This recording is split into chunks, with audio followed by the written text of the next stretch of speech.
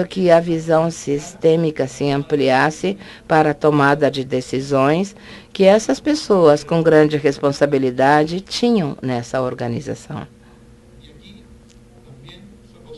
Também aqui foi possível, dentro dessa reflexão, das conversas e desse processo, visualizar quais eram os espaços de bem-estar, de mal-estar e que era o que se pretendia conservar como organização.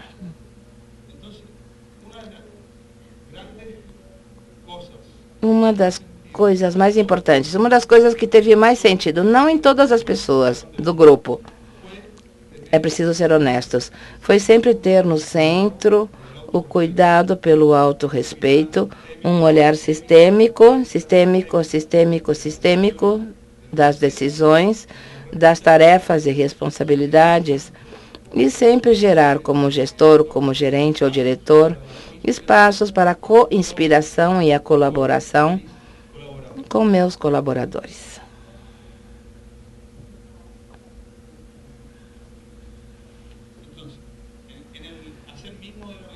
Nas tarefas da organização, refletir como fazemos o que é fundamental para o fazer de qualquer organização e para a tomada de decisão dos diretores. Verificar como estou fazendo o que estou fazendo abre um mundo de possibilidades e refletir sobre as consequências dos meus fazeres me torna ainda mais responsável e mais ético, se é que eu tenho a consciência dessas consequências. E também não deixar que os espaços de bem-estar não existam. Um grande erro em algumas organizações é que os espaços de mal-estar sejam escondidos embaixo do tapete, a fim de produzir. Muitas vezes é preferível, e isso foi conseguido de alguma forma, é preferível conversar sobre isso, porque acho que é a única forma de resolver e enfrentar esses espaços de mal-estar, sabendo o que queremos conservar no nosso bem-estar.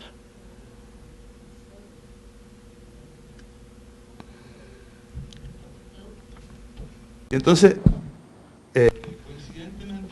coincidentemente, no último processo EMO, abriu-se uma possibilidade de poder refletir e aprofundar mais a questão. Foi um espaço de encontro realizado no deserto do Atacama, no norte do Chile.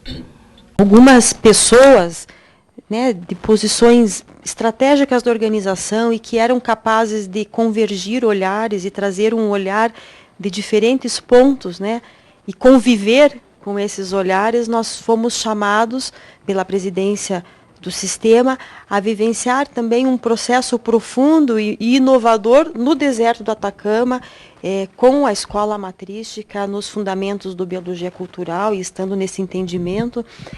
E neste espaço físico, né, que é o deserto do Atacama, nós pudemos nos encontrar com olhares diferentes da organização.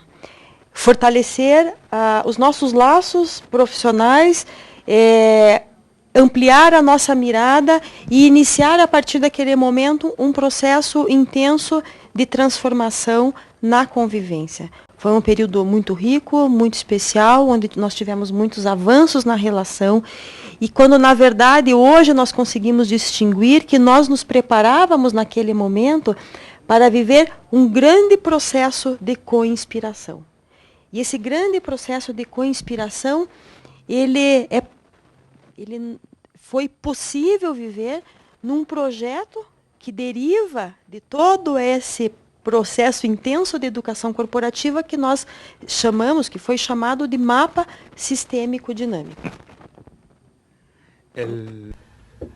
O mapa sistêmico dinâmico foi uma ideia concebida e que se traduziu em um projeto que era, sobretudo, fazer duas coisas. A primeira, um mapeamento ou um acompanhamento de qual era o espaço de relações que muitas vezes impedia que a gestão e as relações fluíssem a fim de gerar um espaço de bem-estar. E a outra questão importante era mostrar ao presidente da organização quais eram os pontos cegos que, de alguma forma, ele tinha na sua gestão. Porque devemos considerar que essa organização atualmente tem 3.400 colaboradores e tem, se não me engano, 15 ou 16 diretores, uma gama aproximada de 120 gerentes de linha. Então, a tomada de decisões, muitas vezes, não é que não quisesse, não podia ver as dimensões que as decisões que eles provocavam na organização.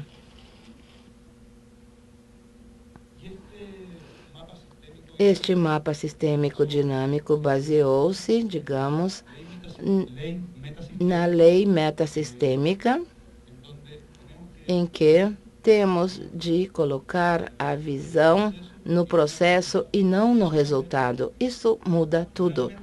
Geralmente, nesta cultura e nos fazeres de cada um, a visão está no resultado, no número, nas conquistas. Mas perdemos o processo e, desta forma, não podemos ver como estamos fazendo o que estamos fazendo para melhorar, a fim de obter os resultados que, num tempo zero, nós pretendemos ter. Me parece... Tínhamos claro qual era o propósito do mapa sistêmico dinâmico, mas estávamos abertos a vivenciar um processo de coinspiração e lançarmos nesse processo de coinspiração das ações oportunas para ampliar os espaços de bem-estar dentro da nossa organização. Não por acaso nós temos um café de fundo nessa tela, porque nós vivenciamos esse processo escolhendo um lugar diferenciado para essa coinspiração. E, normalmente, ela se dava em torno de um bom café. E distinguimos como uma grande ação oportuna. Nós vivenciamos esse ano, estamos vivenciando um processo de transição. O nosso presidente, Rodrigo Rocha Loures, depois de 8 anos de gestão, está encerrando um mandato. E nós distinguimos, nesse momento de transição, uma grande ação oportuna, junto com o presidente, coinspirando com ele. Qual é? Historicamente, as organizações dessa natureza têm muitas perdas no processo de transformação, sobretudo no que diz respeito ao cuidado com a cultura organizacional. E nos pareceu muito oportuno zelar pela cultura organizacional, trazendo à mão a consciência de um processo vivido. Então, nós, a partir daquele momento, reunimos esforços para mostrar a consciência do processo de transformação e mudança cultural que tinha acontecido até aquele momento e que nós gostaríamos de conservar. Qual era o impacto social das ações do sistema FIEP? Quais eram os grandes resultados dessa gestão em termos qualitativos e em termos quantitativos? E, sobretudo, qual era a visão de futuro construída por todos, baseadas naquilo que queríamos conservar? Mais do que demonstrar resultados naquele momento, era preciso compartilhar o entendimento de uma dinâmica de transformação cultural, organizacional e social, de maneira tal que a presidência do sistema FIEP e cada colaborador distinguisse e revelasse pela sua experiência o valor da sua contribuição em todo o processo vivido. Também era oportuno revelar as pessoas que trabalharam todos os dias para que o sistema FIEP construísse resultados extraordinários. E também imaginamos que podia ser possível viver tudo isso a partir de uma conversa intensa, profunda do presidente, onde ele convidasse e co-inspirasse uma vez mais com todos os 3.200 colaboradores do sistema FIEP. E foi aí que nasceu esse grande encontro Fazendo História para melhorar a vida das pessoas. E no lugar de nós temos pessoas com medo, com receio, na expectativa negativa de uma transição, nós tivemos pessoas fortalecidas pela descoberta de que elas vêm fazendo diferença na história do sistema FIEP. E é esse o processo que a gente vai mostrar agora. Y que vienen haciendo diferencia E que vem significando diferença e são parte de toda essa conquista, de todo este resultado que foi obtido por essa organização. Não só em termos do seu trabalho, mas o comprometimento e a paixão que eles colocam no trabalho que realizam no dia a dia. Nesse processo quisemos evidenciar a humanização do sistema FIEP, que trouxe como consequência e não como fim em si mesmo resultados extraordinários. Quisemos, na verdade, com esses encontros, que nós vamos mostrar uma pequena amostra para vocês, trazer a consciência da boa terra que se vive no sistema FIEP. E então, inicia-se a grande conversa em toda a organização. Nós tivemos a nossa presidência conversando durante 2 semanas com todos os colaboradores do sistema FIEP. E foi assim extremamente emocionante nos depararmos nesses encontros com grupos de 300, ia crescendo, né? 500, 800, 1000 colaboradores, eram sempre grupos grandes, que ficavam no mais profundo silêncio no momento em que eram convidados a parar e pensar em tudo aquilo que fizeram nesses últimos 8 anos. Nesse sentido, eu acho que o nosso intento ele resultou, porque a gente conseguia perceber que ali, naquele momento, organizado para um encontro entre o presidente e os seus colaboradores, as pessoas se permitiam, elas paravam para refletir, para lembrar, para pensar, para compartilhar experiências transformadoras, e o espaço emocional da organização foi se transformando na medida em que estas conversações aconteciam. Entre o começo do encontro e o fim do encontro era um processo, e entre um encontro e outro encontro era outro processo. E foi um crescente, em que a gente percebe e percebia cada vez mais alegria, entusiasmo, leveza, e as pessoas inteiras, extremamente criativas, presentes de uma maneira até então que parecia impossível ou era desconhecida, né? Na mais profunda entrega do conversar e lembrar, e tentando identificar o que elas gostariam de conservar e o que deveriam fazer para conservar esse bem-estar nos momentos que viriam a seguir. Para mim, Para mim, o inédito, mais inovador de tudo, deste processo, fazendo histórias, foi que uma organização parasse, se desse tempo de refletir sobre como tinham feito o que tinham feito, como tinham obtido os resultados que tinham obtido, e, ao mesmo tempo, refletir sobre como estavam fazendo o que estavam fazendo e o que queriam conservar para o desenvolvimento e para o próximo espaço, ou para o próximo ciclo que vinha, ou que estava por vir nesta organização.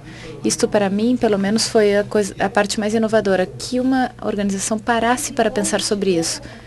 E eles tiveram um desenho básico, onde ele iniciava com o líder maior da regional ou da unidade, fazendo o resgate de uma convicção, porque nem todas as pessoas estavam lá no início, em 2004, quando houve um convite para nos tornarmos uma organização que aprende continuamente. Então havia o resgate dessa convicção, e logo em seguida nós fazíamos um convite para que as pessoas de fato estivessem inteiros e presentes para um grande aprendizado na convivência. O líder destas regionais trazia à mão os resultados extraordinários que foram construídos, né, com números mostrando o quanto tínhamos superado as metas, mostrando a potência que nós éramos. E logo em seguida, o presidente falava de qual era o propósito dessa grande conversa. Ele teve um ato de profunda gratidão pelo trabalho de cada um, dentro da organização. Ele resgatou nessa conversa o significado do trabalho de cada um, que fez aqueles resultados que tinham